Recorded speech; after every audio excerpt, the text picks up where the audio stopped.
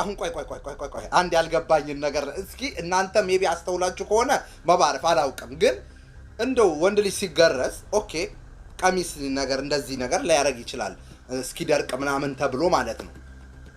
ነጠላው ምንድን ነው ጎበዝ? ምንድን ነው?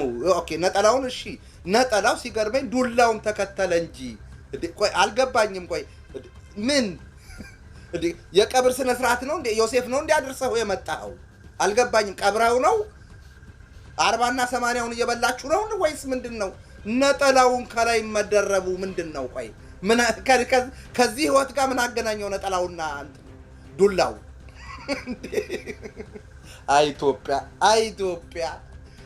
ኢትዮጵያ ምንድን ነው? ቆይ ስተፊ ምን ሆነሽ ነው የጠፋሽው ይልሻል ቢካዝ ያስብሻል። ሰላም ፍሬንዶች እንዴት ናችሁልኝ? ሁሉ አማን ነው ወይ? አብርሽ የቄራው ነኝ። ዛሬ መጥቻለሁ። ዛሬ እንግዲህ ያው ከአንድ ወር ከምናምን በኋላ ነው መቼም የተገናኘ ነው። እንደምታውቁት ትንሽ ከባለቤቴ ጋር የከባድ የመኪና አደጋ ደርሶብን ሆስፒታል ነበርንና እግዚአብሔር ይመስገን ሁሉ ነገር እግዚአብሔር ሰላም አድርጎት ትንሽ ከባድ አደጋ ደርሶባትም ነበረ የበለጠ እሷ ላይ ማለት ነው። አሁን እግዚአብሔር ይመስገን ድናልኝ እየተንቀሳቀሰች እንትን እያለች ነው። ሁሉ ነገር ተስተካክሏል። ብቻ ሁሉ ነገር እንደ እግዚአብሔር ፍቃድ ክብሩን አምላክ ይውሰድ ነው ብለው ከምንም በላይ ማለት ነው ክብሩን አምላክ እሱ ይውሰድ። በቃ ከሞት አደጋ የሸፈነን አምላክ ክብሩን ይውሰድ። እንዲህ ብዬ ነው ማልፈው። ለምን ከዚህም በኋላ ብዙ እናሳልፋለን። የህይወት እጣ ፈንታ ምን እንደሚመጣባችሁ አታውቁምና የሚመጣውን አሜን ብላችሁ እየተቀበላችሁ የምትችሉበትን ጸጋ ፈጣሪ እንዲሰጣችሁ እየለመናችሁ መቀጠል ነው። ከዛ ሁሉም ያልፋል ማለት ነው። የጦርነት ወሬ የምን ወሬ የምናምን ያለው አይደል? ምንም የሚያስጨንቅ ነው እንዳለው ወሬው ምናምን። ዛሬ እስኪ እንሳቅ። ዛሬ እስኪ መጥቼላችኋለሁ። በቃ አምባክ እውነቴን ነው ብላችሁ በሚዲያ ሪሞታችን የምንመለከታቸው አንዳንድ ሰዎች አሉ።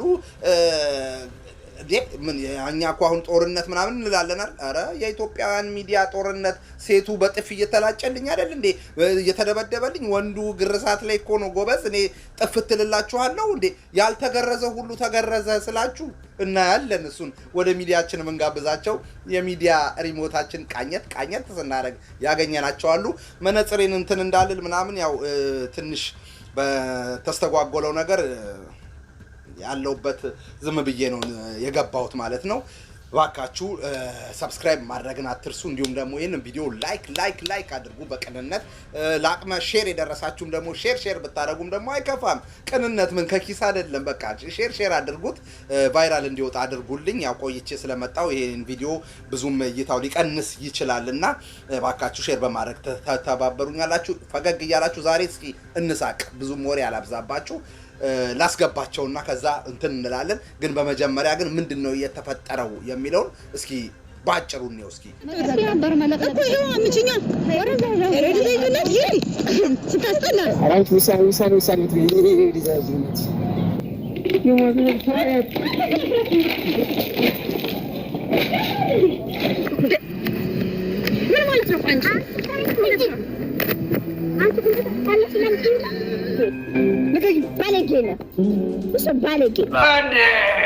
ከባድ ሰው አብርሽ የቄራው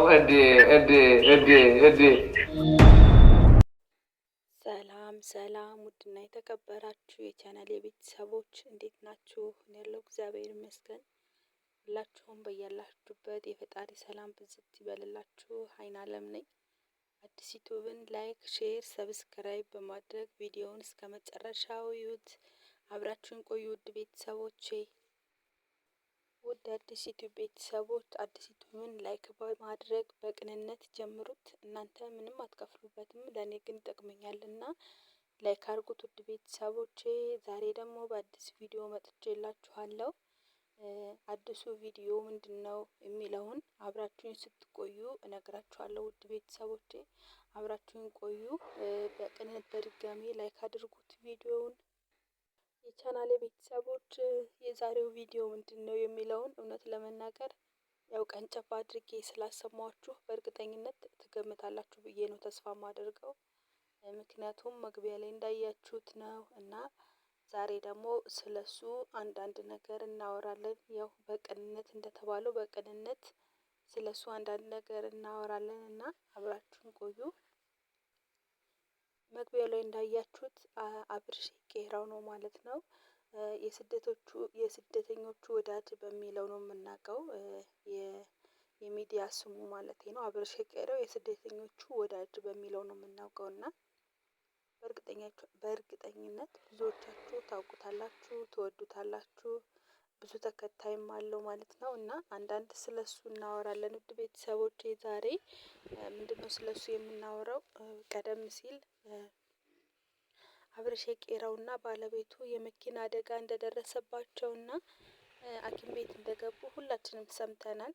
ያው ይዤ አልመጣሁም እንጂ በቪዲዮ እኔም በበኩሌ አዝኜ ነበረ በሰዓቱ። ምክንያቱም ከባድ የሚባል የመኪና አደጋ ደርሶባቸው ሐኪም ቤት እንደገቡ ሁላችንም ሰምተናል እና ዛሬ ደግሞ በቅንነት ያው እንግዲህ በጣም ከቆይታ በኋላ ከአንድ ወር ከምናምን በኋላ ብሏል መግቢያው ላይ እንደሰማችሁት።